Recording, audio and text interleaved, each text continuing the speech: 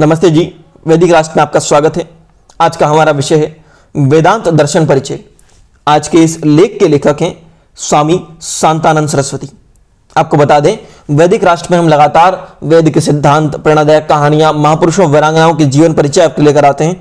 इसीलिए वैदिक राष्ट्र को लाइक, शेयर, सब्सक्राइब करना ना भूलें। आइए विषय की ओर चलते हैं। वेदांत दर्शन महर्षि व्यास द्वारा रचित आध्यात्म प्रधान ग्रंथ है, जिसमें प्रमुख रूप से ब्रह्म के यथार्थ स्वरूप को अभिव्यक्त किया गया है। आचार्य शंकर के इसके प्राचीन भाष्यकार हैं और वर्तमान समय में ब्रह्ममुनि भाष्य, उदयवीर जी कृत विद्योगत भाष्य प्रचलित है। इसी प्रकार ब्रह्म सूत्रों में आचार्य आत्रेय, आचार्य अश्मरथ, आचार्य ओडुलोमी, आचार्य कर्षणजनी, आचार्य काशकृत्यन, आचार्य जैमिनी, आचार्य बद्रायण और आचार्य बादरी का भी उल्लेख मिलता है। प्राचीन ऋषि, महर्षि गण एवं शास्त्रकारों ने ब्रह्म को सत्य, चित्त, आनंद स्वरूप बताया है। वेदांत के प्रथम सूत्र से ही ब्रह्म जिज्ञासा की प्रतिज्ञा आगे 18 सूत्रों में ब्रह्म के इसी स्वरूप का वर्णन है। फिर इसके चित्त और आनंद स्वरूप को सिद्ध किया गया है। इस दर्शन में ब्रह्म की ही प्रधानता होने के कारण इसे ब्रह्म सूत्र के नाम से जाना जाता है। इस शास्त्र में कुल 4 पाद, 16 अध्याय, 555 सूत्र हैं। प्रथम अध्याय के चारों पादों में कुल 134 सूत्र है। द्वितीय पाद के चारों अध्यायों में 157 सूत्र है और तृतीय अध्याय के चारों पादों में 186 सूत्र है। चतुर्थ अध्याय के चारों पादों में कुल 78 सूत्र है। प्रथम अध्याय में ब्रह्म की जिज्ञासा करते हुए जिससे जगत की उत्पत्ति, स्थिति, प्रलय होती है, उसे ही ब्रह्म बताया गया है, जिसमें वेद शास्त्र प्रमाण भी दिया गया है। इस अध्याय में ब्रह्म को चिदानंद स्वरूप, सर्वंतर्यामी, सर्वधार, सबका नियंता वर्णन किया गया है। उसे अपरिमाणी मानते हुए भी ब्रह्मांड का संचालक स्वीकार किया गया है। साथ ही आकाश, प्राण, ज्योति, अत्ता, भूमा, अक्षर आदि अनेक नामों से दूसरे और तीसरे और चौथे पाद में ईश्वर का ही प्रतिपादन वर्णन किया गया है।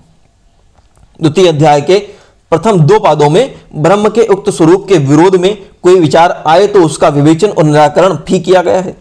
और अंत के 2 पादों में भूत सर्ग, जीवात्मा की गति अगति, इंद्रिय सर्ग का विवेचन किया गया है।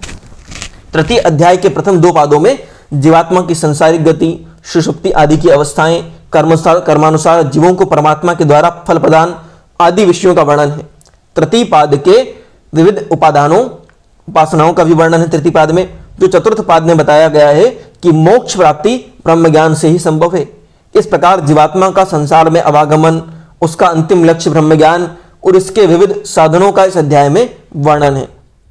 चतुर्थ अध्याय के चारों पादों में उपदेशों का बार बार श्रवण करना अनिवार्य बताते हुए ब्रह्म ज्ञान के लिए निरंतर अभ्यास करने को कहा गया है।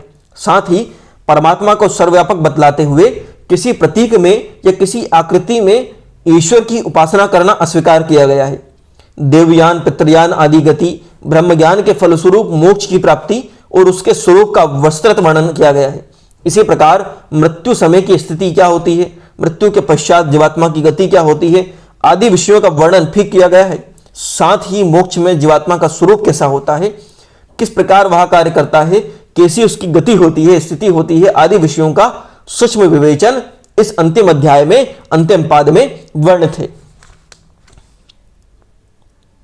इसीलिए इसका अध्ययन करना चाहिए, स्वाध्याय करना चाहिए, जानना चाहिए। कोई और प्रश्न हो इसके बारे में तो कमेंट बॉक्स में हमसे पूछ सकते हैं। आपको बता दें, वैदिक राष्ट्र पर हम लगातार वेद के सिद्धांत की व्याख्या, प्रेरणादायक कहानियां, महापुरुषों, वीरांगनाओं के जीवन परिचय, वैदिक लेख, पंचतंत्र की नीतिगत कहानियां आपके लेकर आते हैं। इसीलिए वैदिक राष्ट्र को लाइक, शेयर, सब्सक्राइब अवश्य करें। धन्यवाद।